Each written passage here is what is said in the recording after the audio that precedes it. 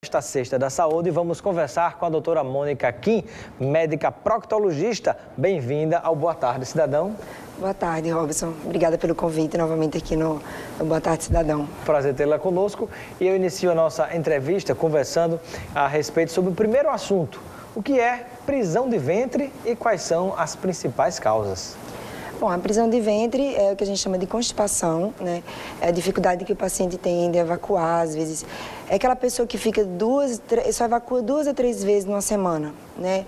Ou passa 2, 3 dias para evacuar, ou faz aquelas fezes com muito esforço, as fezes ressecadas. E isso é o que a gente chama de prisão de ventre. Prisão de ventre pode provocar o acontecimento de hemorroidas? Sim, sim. É o principal causador da hemorroida é a prisão de ventre. Na hora que o paciente faz um esforço para evacuar aquelas fezes ressecadas, propicia a formação das hemorroidas. E quais são as principais causas da prisão de ventre? O que é que leva uma pessoa a ter esse problema de prisão de ventre? A principal causa da prisão de ventre é o fator alimentar.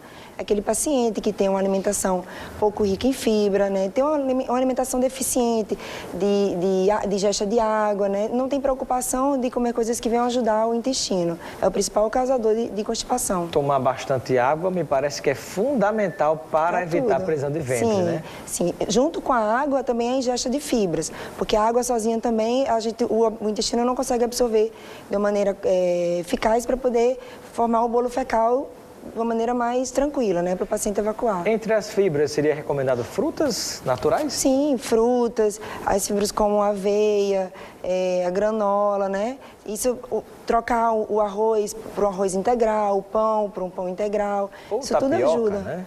A tapioca em si, ela constipa um pouco, mas você pode incrementar a tapioca com as sementes. Ela com recheio, com a semente, um pouquinho de chia, né? Isso, ajuda bastante, E a fibra é importante porque às vezes o paciente acha que comer aquela fibra do café da manhã, aquele mamão com aveia é o suficiente. Não, a fibra tem que ser fracionada ao longo de todas as refeições.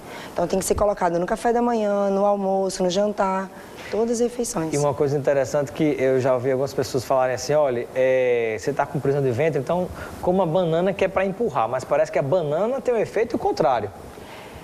Assim, tem alguns nutricionistas que falam que a banana é muito rica em fibra, que ajuda. No consultório eu vejo muitos pacientes que eles já chegam dizendo, doutora, quando eu como a banana eu fico mais constipado. Então eu falo, então pare de comer, né? Já que prende mais um pouco a banana. No consultório eu vejo mais a história da banana associada à prisão de ventre. Já a ameixa é o contrário. A ameixa já ajuda mais também. Muito bem. E já temos perguntas chegando aqui para a doutora Mônica Kim, que é médica proctologista. A pergunta agora é do William, lá do Tirol, né? Ele quer saber qual a diferença entre hemorroida e fissura anal. Qual a diferença entre as duas? A hemorroida ela é como se fosse uma veia, né? A formação dela é como se fossem as varizes das pernas. Então, ele faz aquela veia dilatada. Isso, é a história do paciente chegar, doutor, eu tô com carocinho no ânus, ou então eu tô com a veia dilatada. A fissura, ela geralmente não dá essa veia dilatada, né? Não dá esse abaulamento no ânus. Ela dá mais uma dor, dá ardência, sangramento, entendeu? Então, são sintomas até parecidos, porque a hemorroida também pode dar dor, pode dar sangramento.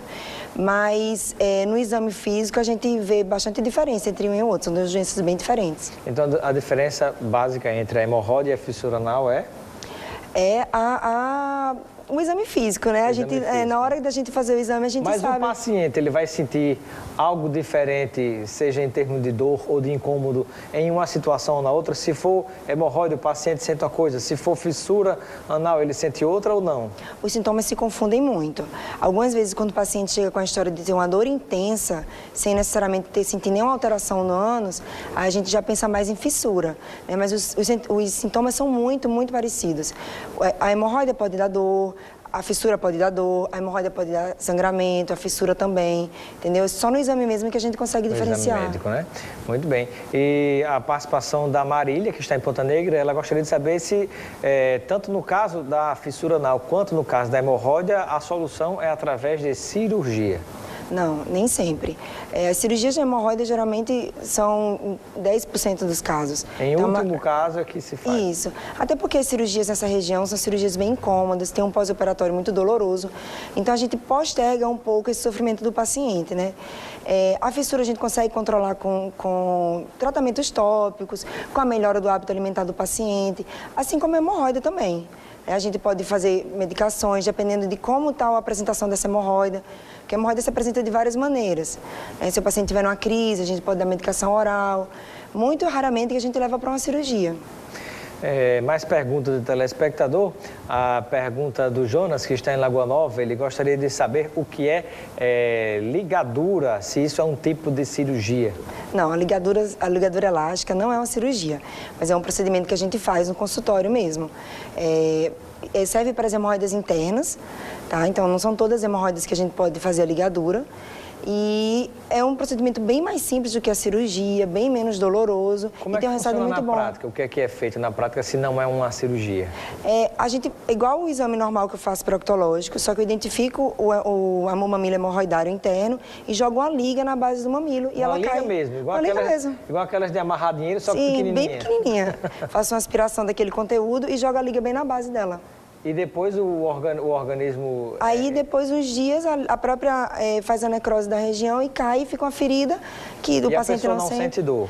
Sente um incômodo no primeiro, no segundo dia, mas qualquer remédio de dor passa, uma Novalgina, às vezes um anti-inflamatório. É muito mais fácil de manusear a dor de uma ligadura do que de um pós-operatório de hemorroida. E quais são as principais causas, por exemplo, das coceiras anais? Coceira anal tem milhares de motivos para se dar coceira anal, né? O principal sintoma que a gente mais percebe é quando a pessoa tem um uso muito crônico do papel higiênico. Então, aquela pessoa que sempre usa o papel higiênico pode dar coceira. Mas as próprias doenças artificiais... O papel higiênico me parece que foi feito para enxugar, não para... limpar. Para limpar, né? Mais ou menos isso mesmo. O ideal, às vezes, até para evacuar. Me recordo disso de uma entrevista com a doutora Rosa. Sim. Que esteve, por acaso, sua mãe. Isso, ela falou nisso também. E, assim, o prurido, que a gente chama, que é a coceira anal, tem muitos fatores que desencadeiam, né? O papel higiênico é um dos primeiros. As doenças orificiais, como a hemorroida, pode dar coceira, a fissura. Alguns alimentos podem dar coceira também. Então, a gente tem que tentar identificar o que o paciente está tendo contato para poder tirar ele e melhorar do sintoma. Muito bem. Vamos lá, um ping-pong, tem um bocado de perguntas chegando. Próxima pergunta, a Dalva, lá de Parnamirim, quer saber por que os bebês, é isso? Ela quer saber por que os bebês que só fazem amamentar têm prisão de ventre. Às vezes pode depender do hábito alimentar da mãe. Se a mãe tiver uma ingesta pobre em fibra, a criança pode ter dificuldade de evacuar. Agora, nossa, que coisa interessante. Mas alguns bebês, que eu me lembro na época da pediatria, tem uns bebês que, às vezes as mães acham que eles estão com prisão de ventre, mas eles têm uma capacidade tão grande de absorver aquele alimento que ele não evacua. Não faz resíduo. É uma fase onde o crescimento vai acontecendo muito, muito rápido, né? Até porque as fezes, digamos assim, são os excessos, né? Aquilo que o organismo não precisou. O resíduo, isso, né? Isso. O resíduo da nossa alimentação. E o bebê acaba absorvendo tudo, né? Isso. Interessante isso. Mais pergunta, Marina, lá de Areia Preta. Ela quer saber se os iogurtes, como Activias e demais que existem no supermercado, se eles são realmente boas opções ou são mais questão comercial daquelas propagandas, né? E acrescentemos aí, inclusive, aqueles lactobacilos também, né? Que tem várias marcas, daqueles bichinhos de leite, né? Isso depende muito de cada paciente. Tem vários pacientes que chegam no consultório relatando que quando fazem uso do Activia, melhoram. Então, eu digo, continue, já que faz tão bem, já que ajuda. Eu não tenho conhecimento de ter trabalhos falando sobre isso, mas é mais da prática clínica mesmo. Agora, como tem aqueles que chegam no consultório dizendo que tomou e não fez nenhum efeito, então não vai fazer uso do Activia, entendeu? Depende muito de cada pessoa, né? Pergunta lá do bairro de Dissé Rosado, né? A pessoa quer saber quais os melhores alimentos para quem já fez cirurgia de hemorroidas e quais alimentos evitar. Bom, eu acho que a melhor pessoa para falar isso é o nutricionista, mas eu tenho até uma orientação nutricional que eu costumo dar aos meus pacientes, que foi um nutricionista que me deu, e fala sobre os alimentos que são ricos em fibras. Então, os mais conhecidos, o mamão, a ameixa, as folhas, de uma maneira geral, né, alface, rúcula, né, os legumes, trocar mais os farináceos pelos integrais, né? Então, esses alimentos ricos em fibras vão favorecer a melhora da constipação. E os alimentos mais constipantes são os cereais refinados, né, os pães brancos, o arroz comum, se eu não me engano, acho que tem escrito lá cuscuz alimentos sem cascas também, as frutas sem cascas também não ajudam muito. Entendeu? A Sexta da Saúde, conversando com a doutora Mônica Kim, médica proctologista. E aí, olha que pergunta interessante, chegou do nosso telespectador lá de Macaíba, né? É interessante porque muita gente confunde, né? Qual a pergunta dele? Ele quer saber se andar de bicicleta faz mal para a próstata. E a importância dessa pergunta para anexar essa pergunta à história. Quem é que cuida da próstata? Que muita gente acha que quem cuida da próstata, que só o homem tem próstata, é o proctologista, mas não é assim. É isso mesmo. Isso é uma dúvida frequente e uma queixa frequente dos pacientes que chegou no consultório querendo fazer consulta da próstata, e quem realmente cuida da próstata é o urologista. Exato. O proctologista só cuida do intestino grosso, do reto e do ânus. Pois é, então presta atenção, você homem que está em casa, que tem próstata, né? Todo homem tem próstata, não sei quem tirou, né? Exatamente, quem cuida da próstata não é o proctologista, é o urologista. E essa pergunta, né? Na verdade, andar de bicicleta provoca algum problema na próstata? Não, desconheço essa informação. Tá? Não tem nenhum problema, não. Mais pergunta do telespectador? Mara, ela quer saber se após a cirurgia de hemorroidas, se a hemorroida ainda pode voltar ou se fica curado de vez. Ela é lá de São Gonçalo do Amarante. Geralmente o pessoal tem medo de fazer a cirurgia de hemorroida porque acha que ela volta, né, pode voltar.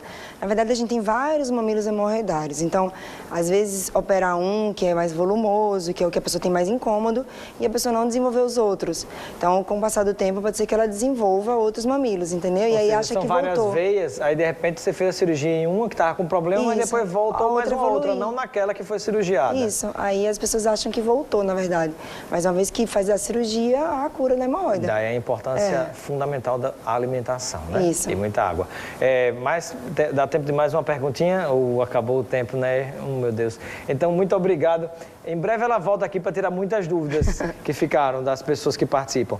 Mas eu quero agradecer sua presença no Boa Tarde, Cidadão. Seja sempre bem-vindo. Eu deixo aqui o kit de produtos Lucena para que você aproveite aí com amigos e familiares. Obrigada pelo convite e obrigada pelo presente também.